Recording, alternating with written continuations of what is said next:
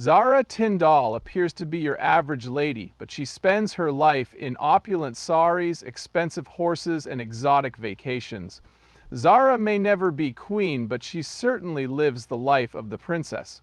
Zara Tindall, daughter of Princess Anne, had the typical glamorous life of a royal child. She attended some of the UK's most elite institutions. At the age of 13, she transferred from the posh Port Regis Prep School to the renowned Gordonstoun School. Prince Philip, her grandpa, and King Charles III, her uncle, were both there. But Charles hated it, and his classmates teased him because of it. Come for the cold showers, early morning runs in the Moray Hills, and sailing lessons. In contrast, Zara thought the location was perfect. In an interview she gave to The Telegraph in 2018, she did confess her undying love for sports and the constant companionship of her friends. No clue as to how much work I put in. I had a fantastic time, but it's natural to miss home. Illness in horses at an early stage, Zara followed in her mother Princess Anne's footsteps by developing a profound affection for horses. This is what Prince Philip had to say when asked about Anne's obsession. If it doesn't fart or eat hay, she isn't interested. However, riding a horse is among the most costly sports in the world. The idea that her family could not afford it was a source of concern for Tindall. She spends more than $500,000 annually on her 12 horses' food, housing, and general care, not to mention the additional expenses associated with venting. But money talks, and Zara's buddy Jimmy Blackshaw secured a lucrative sponsorship deal for her with a spread betting firm. Once she had a sponsor, she was getting paid to do work, he told The Guardian during an interview. Thankfully, she accomplished what was required of her. Without excellent horses, my venting career could have gone in two different directions. The 2006 World Eventing Championship was won by Zara and her horse Toy Town. She was a member of the British team that won silver in the 2012 Olympics, representing High Kingdom. Even though it's less expensive now, she still can't afford to ride more than occasionally. Supposedly, Zara spends P1003 on pastime annually on her pastime. Even before the rise of social media, Zara had a large fan base. She was heavily compensated for her many years of service as a brand ambassador for Musto, an outdoor apparel and gear manufacturer. In 2010, Tindall shared with The Telegraph, "My mother is really into sailing, so we always had Musto clothes, and it really went on from there." You wouldn't expect a royal to be involved in such a high-fashion collaboration. The whole collection consists of commonplace items that I would personally wear and use. In 2006, Zara earned more than $130,000 while serving as a brand ambassador for Rolex. She also accepted a position that same year to represent Land Rover as their spokesperson, a position that could have paid her P200 annually. Furthermore, she earned more than $100,000 annually while serving as an ambassador for the Royal Bank of Scotland. Everyone knows that Zara probably makes a ton of money through her collaborations with other brands. Rumor has it that she exploits her position as a princess. Since she is a royal and does not have a job, she claims that the deals are essential for her hobby. According to her interview with the Daily Mail, she stated, "Horses are expensive, and any help with that is brilliant. Being able to stand tall is essential. Massive nuptial celebration. Getting hitched is a perk of being a royal." Mike Tindall, a rugby player, was Zara's intended husband in 2011. There would be no royal wedding of this magnitude compared to Prince William and Princess Catherine's. Still, quite a bit of dough was blown out on the Tindall big day. In the days leading up to their wedding, Zara and Mike hosted a lavish party aboard the royal yacht Britannia. They enjoyed themselves immensely amongst members of the royal family, including Prince Harry, Princess Eugenie and Beatrice, and William and Catherine. Then the ceremony took place. No one knows the exact amount because the taxpayers paid a colossal PS400 for security. The stunning Cartier tiara, which Princess Anne loaned to her daughter, was once owned by Queen Elizabeth II and is now valued at PS 204 million. Thankfully, she didn't have to shell out a small fortune for a plethora of jeweled crowns, starting out on a tight budget. Upon first meeting, Zara and Mike made their home in Haller House, a 7-home, 4-story Cheltenham mansion that they purchased for £1 million in 2009. Then, in 2013, they spent around $1,500,000 fixing up the house, which had a private theater and a hot tub. The following step was the acquisition of Aston Farm, a 700-acre manor house featuring 7 bedrooms. Their previous house had more amenities than their new one, Aston Farm. The facility boasts a cinema, a game room, a gun room, a fitness center, and a converted barn that serves as a sports bar. Furthermore, Princess Anne resides in the vicinity. Mike and Zara are going on posh vacations, and Zara is sort of seeing the globe when she's not riding horses. After all, we both love skiing, Mike informed The Telegraph back in 2015. We're still trying to find our favorite spot, though we have been to Chamonix and a few places in Switzerland. They met in Australia, so it's no surprise that they love it there. Hello, Zara said. It fits us perfectly because we live outside and enjoy all the things that come with it. Being here is absolutely delightful, isn't it? Live it up and put in the hours. Isn't that the essence of Australia? During the 2024 March Grand Prix, the Tindalls traveled to Bahrain. They boarded a private plane with Princess Eugenie and Jack Brooksbank, along with the contentious British TV star Jeremy Clarkson and Madonna's son, Rocco Ritchie.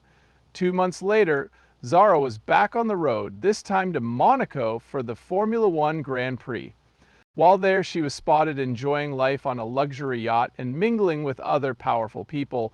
Exquisite jewelry. Zara may not be a watch and Rolex girl, but she does know a beautiful jewel when she sees one, just like any proper royal.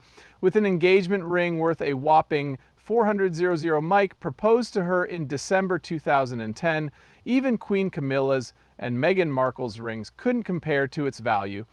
As a longtime Rolex brand ambassador, Zara knows exactly when to check the time without ever taking out her phone. While on vacation in Australia in 2023, she was spotted wearing the Rolex Yachtmaster, an incredible PS4 1000, or around $54,000, will get you this watch.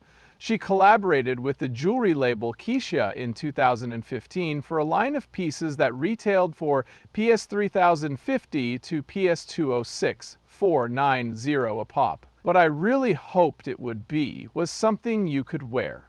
An 18-karat gold Keisha diamond ring was Zara's accessory of choice at the 2024 Royal Windsor Horse Show. Be warned that it costs over $10,000. But it is beautiful. The Tindalls amass a remarkable collection of automobiles in addition to pricey and fashionable goods and residences. Zara has a lot of expensive car options to choose from as the Land Rover brand ambassador. In 2020, her Land Rover was observed traveling at an excessive speed. She most likely had $1,076 in her change purse when she was fined. P.S. $8,117, or approximately $1,076. For a period of 6 months, she was unable to drive. Zara told The Telegraph that she didn't put much stock in environmental protection since she is a princess. When questioned about her fondness for high-end gas guzzlers, she questioned, "Isn't that Charles's job?" However, it's not in the city. The car works, and the horses eat organic food. Sure, no problem. Effortless royal business attempts. Since Zara is a royal and thus exempt from working, she is financially free to launch any number of enterprises she pleases. Together with Mike, she has built a massive business empire. The 2019 revelation that Zara had been involved in deals with Dr. Johnny Hannon, a rich Hong Kong man and owner of the Global Group, caused her to become a media darling. Her reps first denied the rumors that she was earning PSON 00000 per year as a director at Hand's firm, but they later admitted the rumors were true after being presented with proof. Knowing members of the royal family helped Hand's business, he told the Daily Mail. As of the year 2020, Zara was a director at Cheltenham Racecourse. She assists the chairman and executives in carrying out their duties as directors. Furthermore, it turns out that having ties to royalty can be beneficial to business, but it comes at a high price. In an interview with the Jockey Club Cheltenham Racecourse Committee chairman, Martin S. Quinton said, "I'm sure we will gain a lot from her wide range of experience and unique point of view, which will be very helpful to the racecourse." Additionally, they earn PSON 25000 per year by serving as brand ambassadors for Magic Millions, a firm that deals in racehorses. Work hard and play hard. I want to be remembered for being hardworking and respectful and loyal and a good mom, said the woman. In 2024, Mike expanded his business interests to include a drinks company and a property management firm. Zara is involved in multiple projects in the UK and abroad, according to the Express's source. Since they could easily sit on their hands and accept handouts, the Tindall's generosity is greatly appreciated. And improved. Artistic directors. Unlike the royal family, Zara used to have a reputation for having fun with her style. However, she began to appear more refined and sophisticated as time passed. Her pricey, affluent wardrobe has cost her at least $1,000 since then. While Zara frequently dons labels like Laura Green, Amelia Wickstead, and Zimmerman, she isn't afraid to rock off-the-rack pieces on occasion. At a garden party at Buckingham Palace in 2024, she sported the Isabel dress by Laura Green. This garment is priced at PS $1,500. Although the fit and flare dress was appealing, it fell short when worn alone. Emmy London's Rebecca heels, which cost little under PS $500, complemented her outfit. At a royal event that year, she wore a blue dress by Rebecca Valance and a Sarah Kay hat, both of which have since sold out and looked like Cinderella. When it was originally sold, the dress cost PS $558, whereas Kay's hats typically cost at least PS $800. Silk Fred stylist Megan Watkins told Express that Zara's distinctive style is characterized by high-quality hats that reveal her character and her love of horses, a symbol of status in and of itself. According to Watkins, because Zara loves horses and all things related to them, she goes to many horse races every year, always wearing interesting and well-thought-out fascinators and headpieces. Zara frequently accessorizes her outfits with hats which serve as a fashion statement. When Zara needs a break from her hectic business and horseback riding schedule, she thinks nothing of throwing a lavish party. Guests included members of the royal family, such as Prince William and Princess Anne, at Mike's extravagant birthday celebration in 2005. Even after a decade, Zara's penchant for posh after-hours celebrations remains steadfast. After the Six Nations Rugby Review dinner, she and Mike were spotted celebrating at Annabelle's, a posh restaurant in London's Mayfair neighborhood. Exclusive private members club, Annabelle's has a joining fee of over $2,000 and an annual dues of nearly $5,000. It was the pioneering club that allowed members to dine and dance simultaneously. Diana Ross or Liz Taylor might appear as you collapse onto the dance floor. To cut a long story short, admission is strictly limited to the most influential members of British society. However, Zara is a member of more than one exclusive club. In 2016, she hit another Mayfair nightclub, Lulu's, and partied till 2:40 in the morning. Members of Lulu's must pay a minimum of $2,000 per year, and they are all wealthy Londoners. She and Mike had a wild night at London's Posh Arts Club annual membership, $3,600 plus $2,600 assessment fee before King Charles's coronation in 2022. On Good Morning Britain, Mike said, "You know, sometimes when you've got 3 kids, it's not always the easiest to get out and just have a drink together. Every once in a while, these diligent Britons deserve a break."